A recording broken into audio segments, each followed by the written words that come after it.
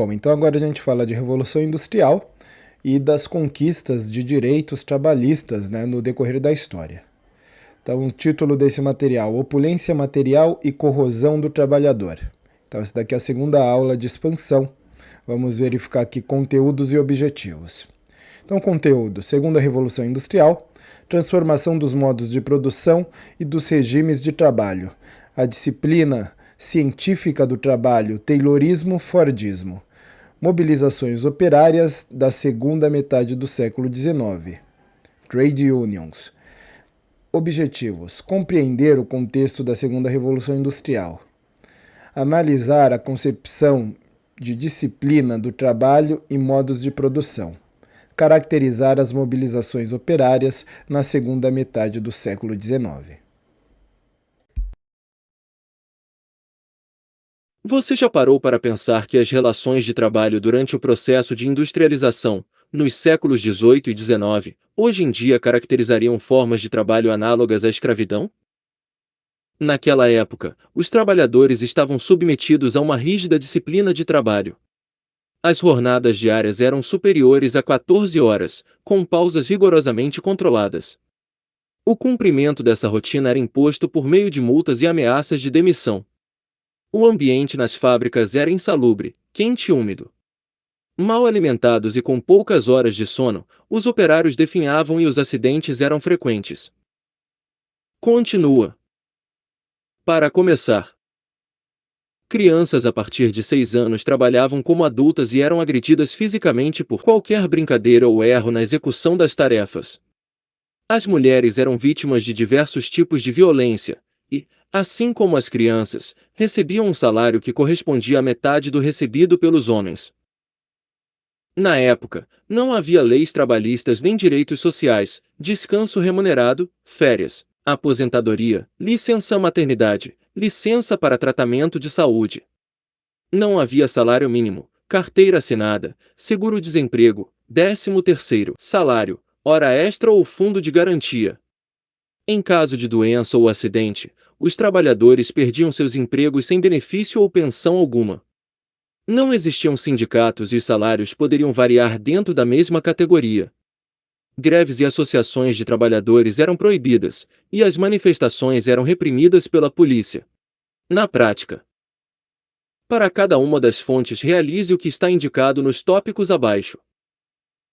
Primeiro procure identificar as partes do texto em que estão descritas as condições de trabalho do período. Segundo, anote 5 palavras-chave para orientar sua escrita posterior. Fonte 1. Um fabricante de algodão sobre horas de trabalho.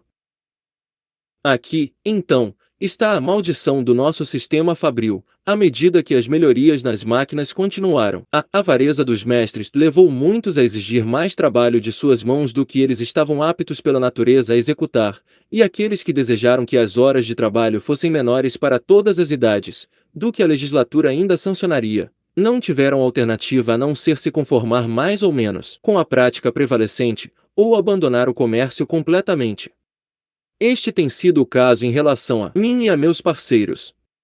Nunca trabalhamos mais de 71 horas por semana, antes de a lei de Sir John Bowes ser aprovada. Então, caímos para 69, e desde que o ato de Lord Autor foi aprovado, em 1833, reduzimos o tempo de adultos para 67 horas e meia por semana, e o de crianças menores de 13 anos para 48 horas na semana. Embora isso tenha, devo admitir, nos submetido a muitos inconvenientes, mas os mais velhos entregam mais, na medida em que o alívio dado à criança é, em certa medida, imposto ao adulto. Mas o excesso de trabalho não se aplica apenas às crianças, os adultos também estão sobrecarregados. A maior velocidade dada à maquinaria nos últimos 30 anos, em muitos casos, dobrou o trabalho de ambos. Fielden, 1836. Na prática. Fonte 2. Provas apresentadas perante o Comitê Sadler, 1831, apresentou um relatório ao Parlamento sobre o trabalho infantil na Inglaterra. Joshua Drake, chamado e examinado. Entrevistador: você diz que prefere trabalho moderado e salários mais baixos. Você está confortável com seu salário atual? JD, não tenho salário, recebo apenas 2 dias por semana no momento, quando estou trabalhando. Em alguns empregos, ganhamos pouco, e em outros ganhamos muito mal. Entrevistador, quando uma criança ganha 3 shillings, 15 centavos de libra, por semana, isso ajuda muito na sua subsistência. JD, não, ela não vai mantê-lo como deveria. Entrevistador, quando ganhavam 6 ou 7 shillings, quando eram trabalhadores temporários, se reduzissem as horas de trabalho, não ganhariam menos? JD, eles ganhariam meio centavo a menos por dia, mas eu preferiria ter menos salário e menos trabalho. Entrevistador, você recebe alguma assistência paroquial? JD, não. Entrevistador, por que você permite que seus filhos trabalhem em lugares onde são maltratados ou sobrecarregados? JD, a necessidade obriga um homem que tem filhos a deixá-los trabalhar. Entrevistador, então você não permitiria que seus filhos fossem para essas fábricas sob o sistema atual, se não fosse por necessidade? JD, não. Entrevistador, supondo que houvesse uma lei aprovada para limitar as horas de trabalho a 8 horas por dia, ou algo do tipo, é claro que você sabe que um fabricante não poderia pagar a eles o mesmo salário. JD, não, não creio que eles pagariam, mas, ao mesmo tempo, eu preferiria, e acredito que isso me daria emprego. E se eu perdesse 5 centavos por dia com o trabalho dos meus filhos e ganhasse meia coroa, seria melhor. Entrevistador, como isso te colocaria em um emprego? JD, encontrando mais emprego nas máquinas, e o trabalho sendo mais regularmente espalhado para o exterior, e dividido entre as pessoas em geral. Um homem agora é regularmente mandado para a rua, enquanto outro homem corre dia e noite. Entrevistador, você quer dizer que se os fabricantes limitassem as horas de trabalho, eles empregariam mais pessoas? JD, sim. Na prática. Fonte 3. Regulamento do Grande Consolidado Nacional Sindicato Comercial, Grand National Consolidated Trades Union, 1834. Nenhum irmão poderá trabalhar mais de 10 horas por dia, desde a terceira segunda-feira do mês de abril até o último sábado do mês de julho, não mais de 8 horas por dia nos restantes 8 meses do ano, e para esse trabalho a remuneração será de 6 shillings por dia, pelas 10 horas de trabalho, que devem ser realizadas entre as 7 horas da manhã e as 6 horas da tarde, e 5 shillings por dia pelas 8 horas de trabalho, a serem realizadas entre as 8 da manhã e as 5 da tarde, período esse em que, em ambos os casos, ele deverá deixar as instalações do seu empregador por 1 hora, para se refrescar. Nem nenhum irmão trabalhará para o empregador em qualquer outro lugar que não seja nas instalações dele, do empregador, o que será saudável e conveniente, ou em quaisquer outros termos que não por dia ou hora. E nenhum irmão será autorizado a solicitar emprego ou a trabalhar por menos do que o salário normal, num raio de 4 milhas de Covent Garden, distrito na cidade de Westminster, na região de Londres. Parsinen, Protero, 1977. Na prática. Fonte 4.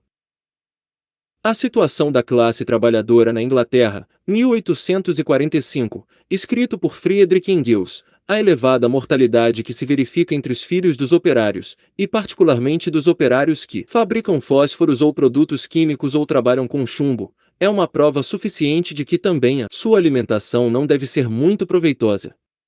Essas crianças sucumbem tanto sobre as crianças que sobrevivem, e mais ainda sobre os seus pais, um ataque após outro contra o organismo em desenvolvimento.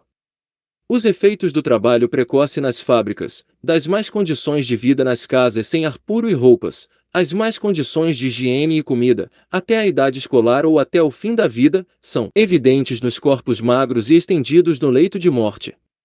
O carvão e a baixa temperatura lhes cortam a respiração, a umidade invade os ossos, as paredes úmidas das casas miseráveis com excesso de habitantes favorecem todas as doenças possíveis, o desleixo materno é inevitável, onde várias crianças pequenas estão juntas em casa sem vigilância durante todo o dia. A enfermidade momentânea ou permanente torna-se assim hereditária nas famílias dos operários. Ela se transmite como uma maldição às terceiras gerações até que uma morte misericordiosa corte o nó do sofrimento hereditário. Engels, 2010. Na prática. Fonte 5. Ao Comitê da Associação para o Socorro aos Trabalhadores e Manufaturados Pobres, Robert Owen, 1817. A causa imediata da atual angústia é a depreciação do trabalho humano. Isto foi ocasionado pela introdução geral de mecanismos nas manufaturas da Europa, onde a mudança foi muito acelerada pelas invenções de Arkwright e Watt. A introdução de mecanismos na fabricação de objetos de desejo reduziu seu preço, a redução do preço aumentou a procura por eles, e geralmente numa extensão tão grande, que ocasionou o emprego de mais trabalho humano, após a introdução da maquinaria, do que o que tinha sido empregado antes. Os primeiros efeitos destas novas combinações mecânicas foram aumentar a riqueza individual e dar um novo estímulo a novas invenções. Assim, um aperfeiçoamento mecânico deu origem a outro em rápida sucessão, e em poucos anos eles foram geralmente introduzidos nas manufaturas desses reinos.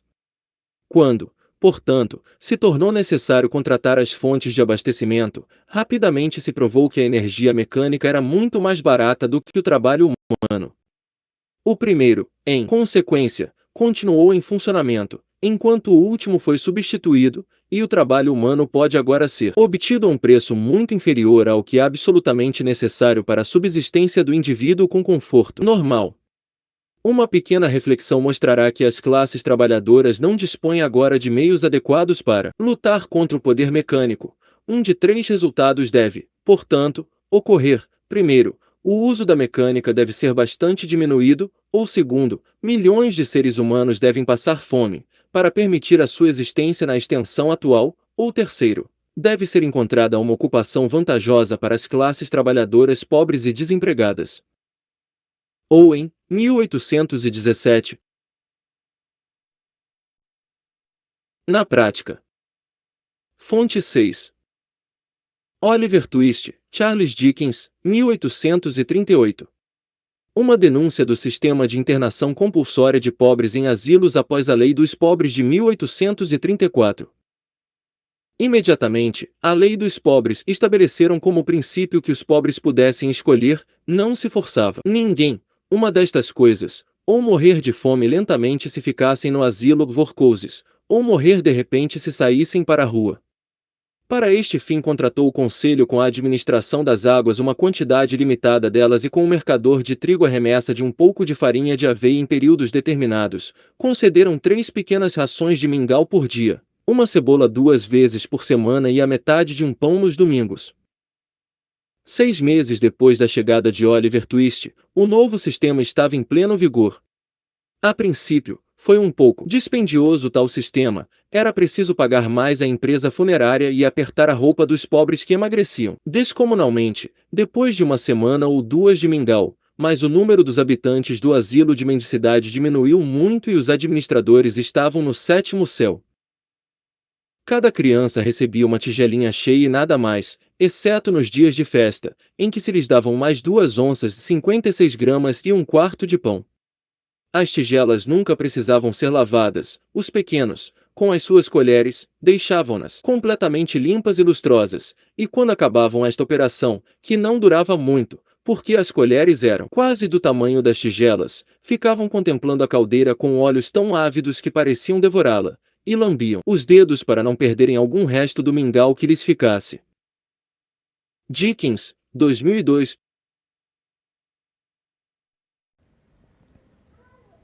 Bom, então com uma leitura, com a exposição aí dos 6 documentos, vocês conseguiram observar o contexto, a realidade aí da classe trabalhadora dentro da Revolução Industrial, dentro dos primórdios aí da Revolução Industrial, tá? Obviamente a gente vai, durante as aulas, observar como os direitos trabalhistas, né, como as condições de trabalho, elas vão se alterando ao longo do tempo até as práticas atuais. Tá certo? Finalizo por aqui. Até a próxima aula.